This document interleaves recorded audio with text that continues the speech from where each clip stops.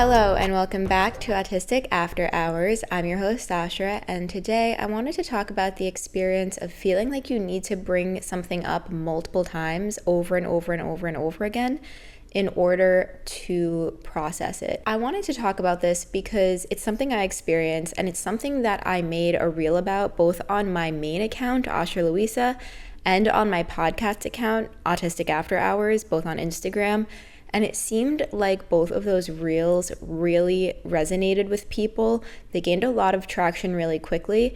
And I didn't realize that this was such a common experience for neurodivergent individuals. And I want to say neurodivergent here because I think there are a lot of different conditions falling under the umbrella term neurodivergent that may relate to this experience. And I'm going to get more into that shortly. Before we get into the episode, quick reminder to follow Autistic After Hours on Instagram. I post a lot of original content on there every single week. The platform is quickly growing. We are over 70K on there, which is amazing. Thank you so much for your support. And another reminder to follow the podcast wherever you are listening right now, whether that is on Spotify, Apple, or YouTube. It helps me out significantly when you follow or subscribe. Now, the reason I'm using neurodivergent here is because I think that this may be a common experience for people with anxiety-based disorders, trauma-based disorders, also for people with ADHD, people with OCD, and autistic individuals. Probably more people with personality disorders.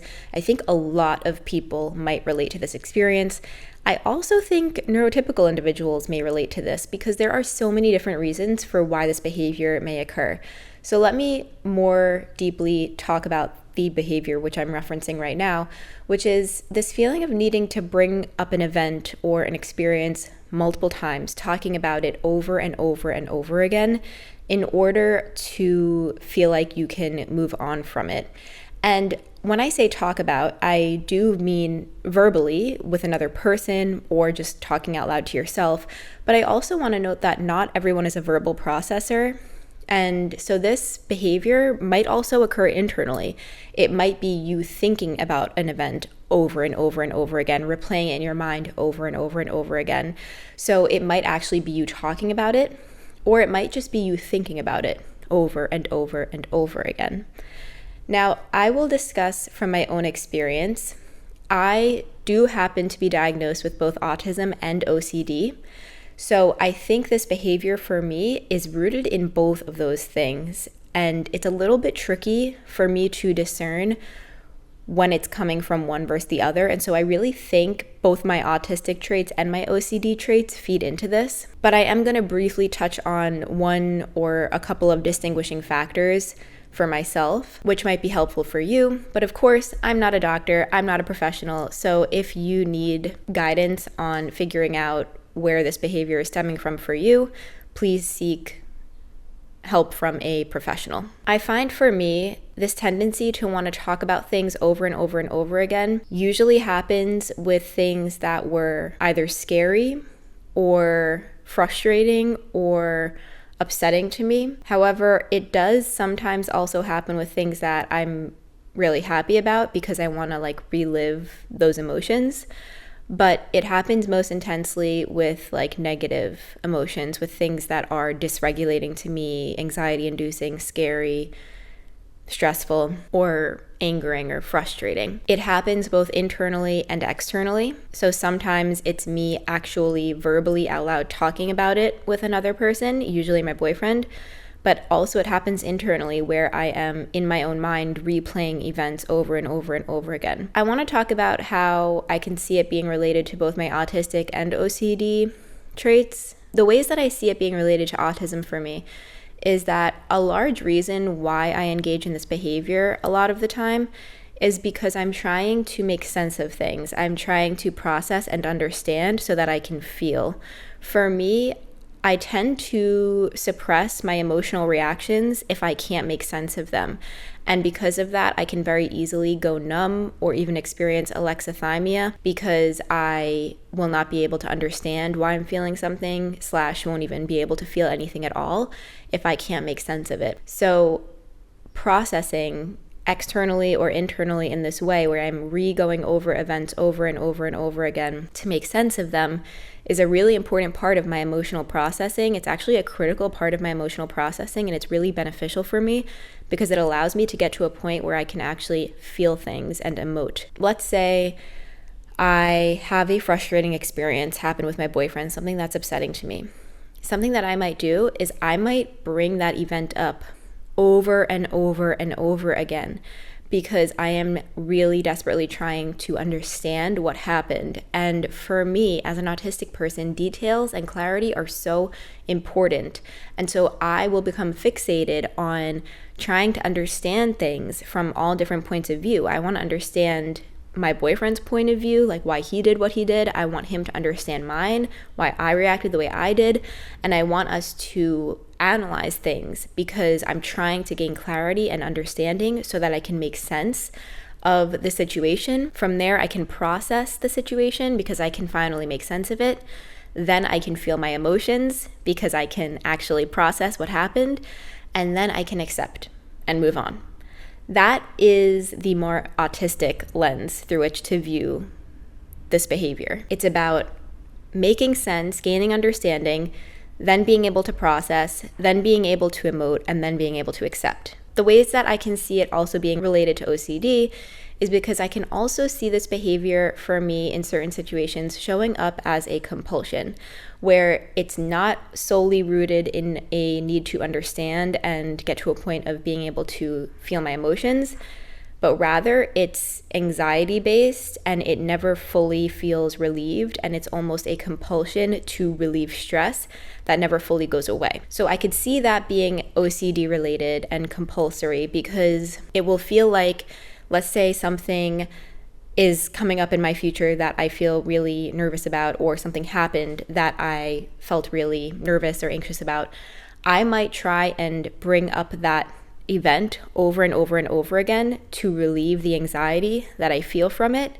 But no matter how many times I bring it up and talk it through, I find that maybe a few days, a few weeks, a few months later, I feel a need to bring it up again because I have this feeling inside of me, this anxiety-based feeling inside of me of needing relief and not ever being able to get it. So it's not about a need to understand, it's about a need to relieve anxiety. And for me, this is where I could see it being based more in OCD, especially because it doesn't work. I will bring it up, I will talk it through with somebody, and for momentarily it will feel better, and then, later on, a few days, weeks, whatever later, it comes back. It never fully goes away. It's a compulsion. Whereas when it's more processing and understanding related, more autism related, I'm eventually able to move on once I can process and go through those stages. Now, I think where this is also difficult is I think that they sometimes feed into one another. I think I sometimes have an autistic-based need to talk about things over and over and over again in order to go through those stages again of like understanding, processing, emoting, accepting. But then my brain kind of switches and my OCD picks it up and it turns into a compulsion because I have OCD, so my brain does that. So I think they sometimes feed into one another, where it might have originally been related to either my autism or OCD, and then as the process is happening, the other one kind of picks it up and turns it into something even bigger, because it kind of compounds and then feels even more intense. It is important, I think, to try and get to the root of why you're experiencing this behavior, because I think that can inform the way that you go about actually feeling better. If it is OCD based, I think sometimes ruminating on it and like kind of feeding into it and allowing yourself to engage in the compulsion over and over and over again, I think it can be harmful because, again, at least for me, it never fully feels resolved. So sometimes, honestly, when it is OCD based, it is better or more long-term better for me to try and work through it on my own and like ignore it almost or find a replacement behavior, because engaging in it sometimes strengthens the compulsion and makes it more stressful. Whereas when it is autism based and it is genuinely rooted in a need to understand and process, and I am able to move on from it once I've done that, sometimes in those cases it is better to actually do it, because I'm not doing it out of a compulsion. I'm doing it out of a genuine desire to understand what's happened, and I deserve to be able to have that understanding, and I don't think there's anything wrong with me seeking that out in order to move on. So it is important to understand the root, because that changes the way that you may deal with things. I also do think that this is something that a lot of people get really frustrated with, both if you experience it yourself, but also someone on the receiving end, like for example my boyfriend, where I'm bringing up topics over and over and over again with him in order to feel better about it.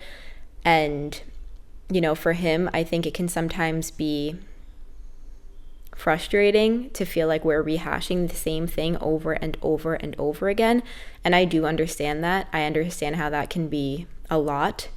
So I think it can also be helpful to find a more individual or independent outlet for this if it is something that is kind of affecting your relationships in a negative way. At the same time, though, I do think that if there's a person in your life that's close to you, that cares about you, I do think that they should be able to accommodate you and kind of understand and help you understand if you are needing clarity on something and you want to talk about it more and you don't feel it's been resolved and you want to talk about something with another person. I think that they owe you that if they are an important person in your life and you guys care about each other and love each other and you have a relationship, whether that be a friendship, a family relationship, a romantic relationship, whatever. I don't think it's wrong of you to expect somebody to give you their time in order to talk about something if it's important to you and you need clarity. And so I don't always hold myself back from wanting to talk about things. If I feel unresolved, I will bring that up. However, I will not consistently on the daily bring something up in a way that is really frustrating or anxiety inducing for another person. I will have respect around the ways that I bring something up, or I try to, yet I also do expect other people to meet me halfway. I think that's what it's about, expecting that people will meet you halfway. The double empathy problem, of course, expecting that they will have empathy for you in the ways that you have for them. You probably are accommodating other people in your life in ways that they don't even realize as an autistic person. So other people owe it to you to be accommodating of you as well. All of this is to say, though, that I do recognize that this behavior can be frustrating for people on the receiving end if you are wanting to talk something through over and over and over and over and over. I can see how that would be frustrating. Yet I do think at the same time, if somebody is wanting to invest in a relationship with you, they should meet you halfway. That is pretty much all I have. I hope that this episode helps you to feel some clarity or just less alone, because I realized after posting those reels that this is something that apparently so many people experience, which I really didn't realize. I know it's something I experienced, but I didn't realize it was so broadly applicable to so many different people. So you are not alone. And I hope that you feel you are with people or around people that will meet you halfway and allow you to process things in the ways that you need to. We all deserve to be able to do that. And as always, thank you for listening. Remember, autistic adults exist. We deserve awareness, support, community, and acceptance. And I am so grateful that you're here. I'll talk to you again soon. Bye.